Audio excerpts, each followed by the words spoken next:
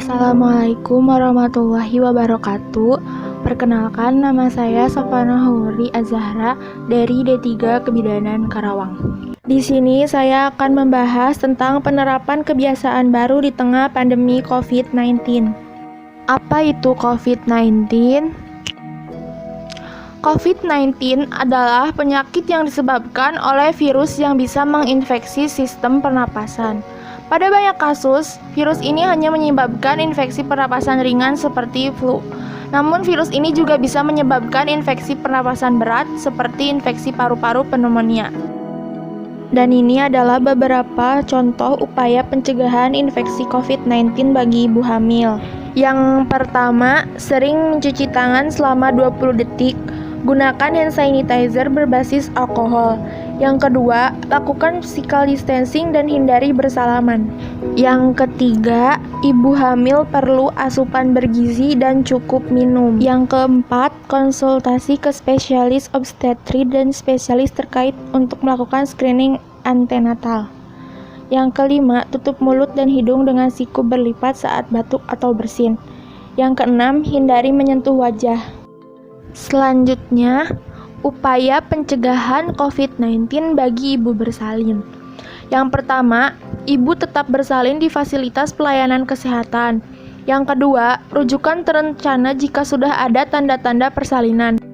Yang ketiga, ibu dengan status ODP, PDP, atau terkonfirmasi COVID-19 diharuskan bersalin di RS rujukan.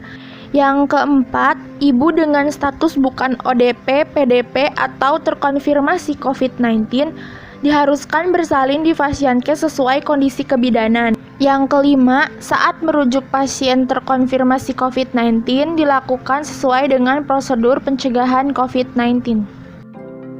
Selanjutnya, upaya pencegahan COVID-19 bagi ibu nifas. Yang pertama, ibu nifas dan keluarga harus memahami tanda bahaya di masa nifas. Jika terdapat risiko atau tanda bahaya, maka periksakan diri ke tenaga kesehatan. Yang kedua, pelaksanaan kunjungan nifas pertama dilakukan di Fasiankes. Kunjungan nifas kedua, ketiga, dan keempat dapat dilakukan dengan metode kunjungan rumah oleh tenaga kesehatan.